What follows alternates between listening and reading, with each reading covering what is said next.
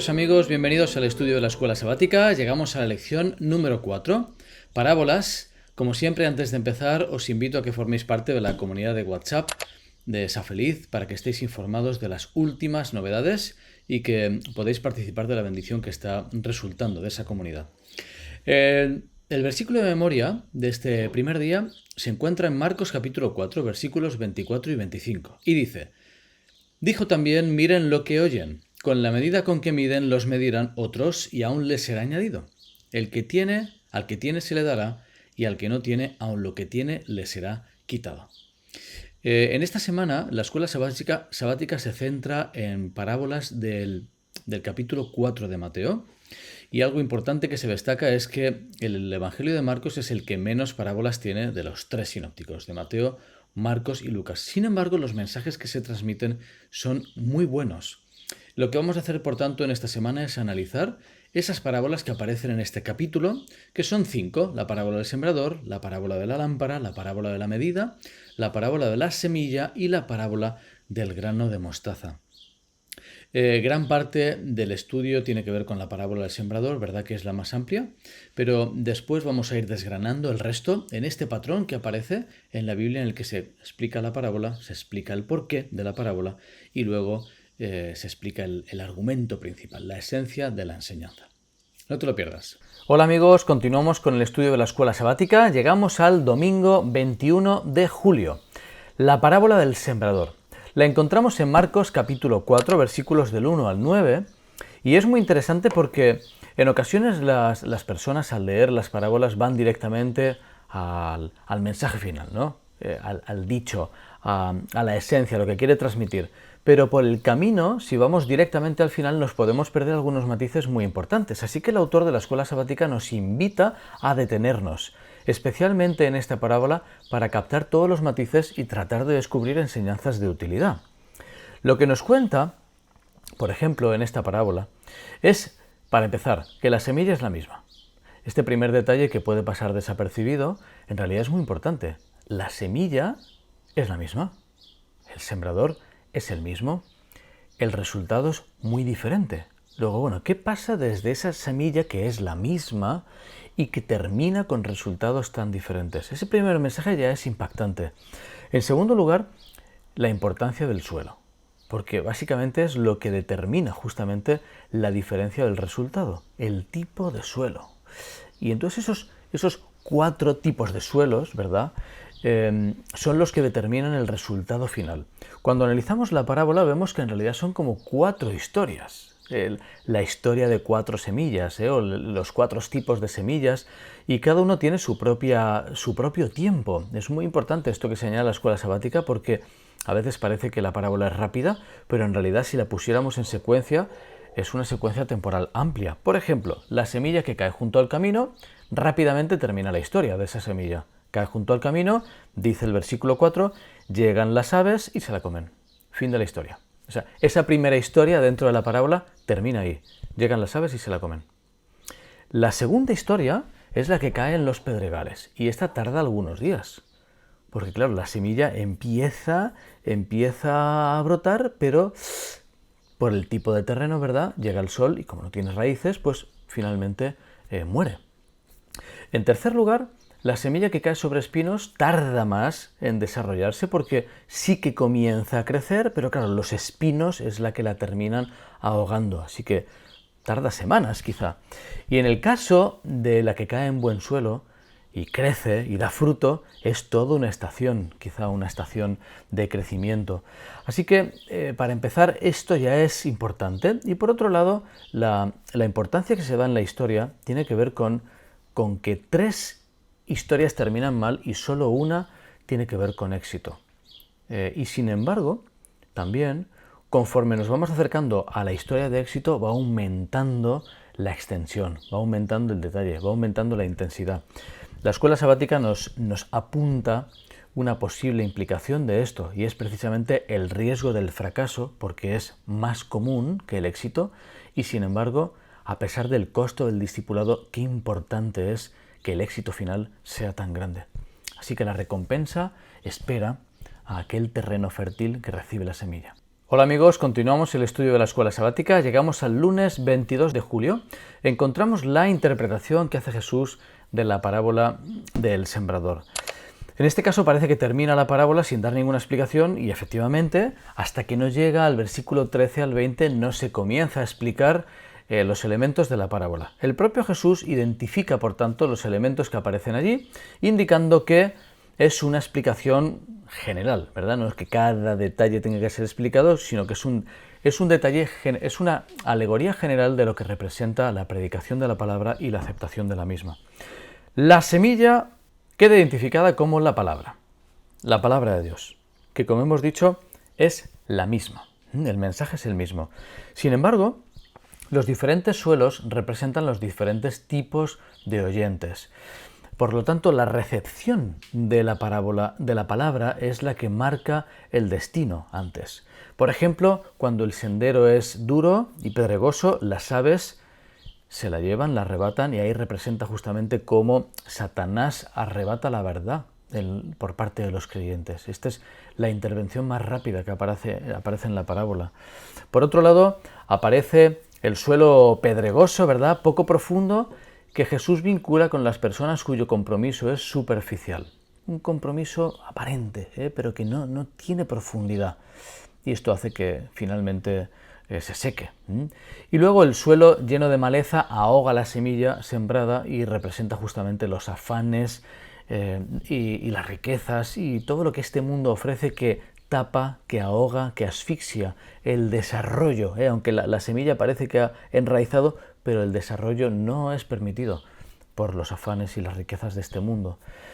Es curioso cómo se plantea, ¿verdad?, en el primer caso, la noción de discípulos temporales. Es muy interesante este matiz que presenta la escuela sabática. Discípulos temporales. Sí, gente que puede ser discípulo, pero ¿cuánto dura? Muy poquito. Y en cambio, en otros casos, no tiene que ver con la dureza de las circunstancias, sino al revés, con los buenos tiempos, cuando hay riqueza, cuando hay abundancia. Todo eso también impide el crecimiento del mensaje. Y creo que el mensaje para nosotros es claro, ¿no? Si en algún momento de nuestra vida estamos siendo ese terreno pedregoso, poco fértil o rodeado de afanes de esta vida que nos impidan que la palabra lleve fruto. Hola amigos, continuamos con el estudio de la escuela sabática. Llegamos al martes 23 de julio. La razón de ser de las parábolas. Cuando leemos Marcos capítulo 4 versículos 10 al 12, parece haber un mensaje difícil de entender. Dice el texto bíblico: cuando se quedó a solas, los que estaban cerca de él, junto con los 12, le preguntaron sobre el significado de la parábola. Y les dijo: a vosotros os es dado saber el misterio del reino de Dios, pero a quienes están fuera todo se los dice por parábolas. Y el versículo 12, para que viendo vean y no perciban, y oyendo oigan y no entiendan, no sea que se conviertan y les sean perdonados los pecados. La impresión inicial es como, parece ser justamente que el sentido es que no entiendan, que no comprendan. Sin embargo, vemos en el propio Evangelio de Marcos que la intención de Jesús es la opuesta. En Marcos capítulo 3, versículos 5 y 6, se entristece por la dureza de corazón de los que no entienden la parábola, no entienden el mensaje de Jesús por los dirigentes religiosos. En Marcos 3, 22 al 30, se dirige a los escribas y fariseos y les explica detalladamente por qué están equivocados, con la intención de que lo entiendan. En Marcos 12, del 1 al 12, los dirigentes también entienden que la parábola de los labradores se refiere a ellos, por lo cual Jesús está intentando amonestarlos hacia el camino que se estaban dirigiendo. Hay un interés genuino, por tanto, por parte de Jesús, de tratar que la gente entienda. Luego el significado tiene que ser diferente, y la clave es justamente que es una cita de Isaías capítulo 6, versículos del 1 al 13, donde lo que acabamos de ver en Isaías, ¿verdad?, es que Isaías contempla una visión del templo, queda abrumado por lo que ve. Dios lo purifica y le encarga un mensaje al pueblo de Israel, un mensaje estremecedor, y el mensaje, por tanto, tiene la intención de que su pueblo abandone los malos caminos. Lo que encontramos en Marcos 3:35 es, por tanto, que la clave para entender las parábolas tiene que ver con hacer la voluntad de Dios.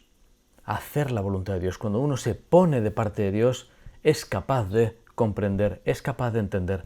Así que el mensaje real que está presentando ahí Jesús es que la comprensión de las parábolas depende de las propias personas. En última instancia, es cada uno el que elige el tipo de terreno que quiere ser. Esta es la clave. Cada uno escoge el tipo de terreno que quiere ser y cuando uno pretende, quiere, desea hacer la voluntad de Dios, se pone en el lado correcto de la historia y por tanto comprende los mensajes. Hola amigos, continuamos el estudio de la escuela sabática. Llegamos al miércoles 24 de julio, la lámpara y la cesta. En este caso se analizan dos cortitos versículos de Marcos 4, 21 al 23. Empieza con la lámpara, ¿verdad? Y bueno, la escuela sabática describe el tipo de casas que se construían en aquel entonces. Tenían una estructura bastante parecida, con un patio interior, que luego podían crecer con pisos superiores. Pero la realidad que presenta aquí es una situación jocosa, una situación absurda, la reducción al absurdo de Jesús diciendo, vamos a ver, ¿quién toma una lámpara y la esconde? ¿No? La esconde debajo de la cama. Eso es absurdo. Dice, no es justamente, no es para ponerlo en el calderero con una respuesta obvia de que sí. Así que Jesús presenta el peligro de dejar de tener sentido cuando uno tiene una luz y la apaga, una luz y la esconde, una luz y no la usa para ser luz. En ese sentido pierde toda razón de ser. Y ahí está hablando justamente del Evangelio, y también con la idea de que al final todo se conocerá, no habrá secreto que no sea conocido. Y cuando avanza también Marcos versículos 24 y 25, continúa con la otra parábola, ¿verdad?, de la medida. La realidad es que en muchos mercados se vendía y se medía y se le añadía un poquito más, ¿no? Para quedar bien con el cliente se le añadía esa pequeña medida más cuando alguien había comprado algo. Y Jesús brevemente utiliza esta actitud de quien quiere ofrecer lo mejor justamente con lo que recibirá. Dice, con la medida que medís seréis medidos también. En ese sentido, cuando alguien es receptivo y acepta luz, lo que implica es que recibirá aún más. Con la misma actitud con la que ha recibido, recibirá aún más. Hola amigos, continuamos el estudio de la escuela sabática. Llegamos al jueves 25 de julio. La parábola del crecimiento de la semilla. Lo encontramos en Marcos capítulo 4, versículos 26 al 29. Es muy interesante porque esta parábola, aunque normalmente en Marcos tiene paralelos, ¿verdad?, en Mateo y en Lucas, esta parábola aparece solo en Marcos. Y nos habla del proceso de crecimiento justamente del reino de Dios. Los humanos, por tanto, tienen parte en el crecimiento, pero el crecimiento lo da Dios. Esta es un poco la esencia. Hay un crecimiento, pero que no depende totalmente del ser humano, del esfuerzo humano, sino que el crecimiento lo da Dios. La historia termina de forma rápida con la maduración del grano y esto representa pues la maduración del plan de salvación, que será la segunda venida. De la misma manera que madura rápidamente, la segunda venida vendrá de forma abrupta, de forma repentina y pondrá fin al plan de salvación. Si avanzamos, versículos 30 al 32, aparece la famosa parábola de las semillas de mostaza. Y bueno, más allá de las consideraciones botánicas, la escuela sabática hace una propuesta de que probablemente se refiere a la mostaza negra, esa semilla, ¿verdad?, Brassica nigra. Sí que es una semilla muy pequeñita. Técnicamente no es la más pequeña del mundo, ¿verdad?, pero sí que es muy pequeñita y tiene pues más de 700 semillas, no llegan a pesar ni un gramo. Sin embargo, lo importante es lo que ofrece después, el crecimiento de esa planta, ¿verdad?, que llega a medir 3 metros y en la que los pájaros incluso llegan a anidar. Esta noción de que los pájaros anidan también tiene vínculos con el Salmo 104, el Salmo habla de la creación del mundo, también con Daniel 4, cuando Nabucodonosor, ¿verdad?, representado como un gran árbol, también que da cobijo a aves. Esta realidad básicamente representa esa noción de que el reino de Dios comienza como algo sencillo, como algo muy pequeño, como algo casi inadvertido. Y en tiempos de Jesús, imaginaos lo que representaba que un humilde maestro de Galilea estuviese hablando estas palabras. A los ojos de la gente no era nada, era insignificante. Y sin embargo, el reino de Dios ha crecido de forma tremenda. Así que este es el mensaje principal de esta parábola, la importancia de que a veces lo sencillo, Lo que comienza de una forma sutil, en el caso del reino de Dios, puede acabar siendo muy grande. Hola amigos, llegamos ya al viernes 26 de julio, fin de la escuela sabática de esta semana, donde nos invita a un análisis del capítulo La siembra de la verdad, del libro Palabras de vida del Gran Maestro. Y hay algunos aspectos muy bonitos, la verdad. Comienza con la noción de la verdadera santidad, es integridad. Integridad en el servicio a Dios. También la noción de una consagración sin reserva, un servicio indiviso. Y en ese sentido avanza, analizando que el amor es el principio de la acción. El amor es el principio fundamental del gobierno de Dios. Esta noción del amor como principio del gobierno está en toda la Biblia. La ley de Dios es amor, el carácter de Dios es amor, es la ley que rige el universo, debe regir nuestros corazones, es el principio que gobierna el reino de los cielos, va creciendo en la tierra y básicamente tiene que ver con eso. La esencia de todo sigue siendo el amor. Y el amor, termina la cita, se revelará en sacrificio. El plan de redención fue fundado en sacrificio. Dice, un sacrificio tan amplio, tan profundo y tan alto que es inconmensurable. Qué bueno ser consciente de que este principio de amor es el que debe regir nuestras vidas y que este principio del amor lleva al sacrificio y llega a una entrega total del creyente al Señor. Ojalá eso pueda ser una realidad en nuestras vidas. Que el Señor te bendiga.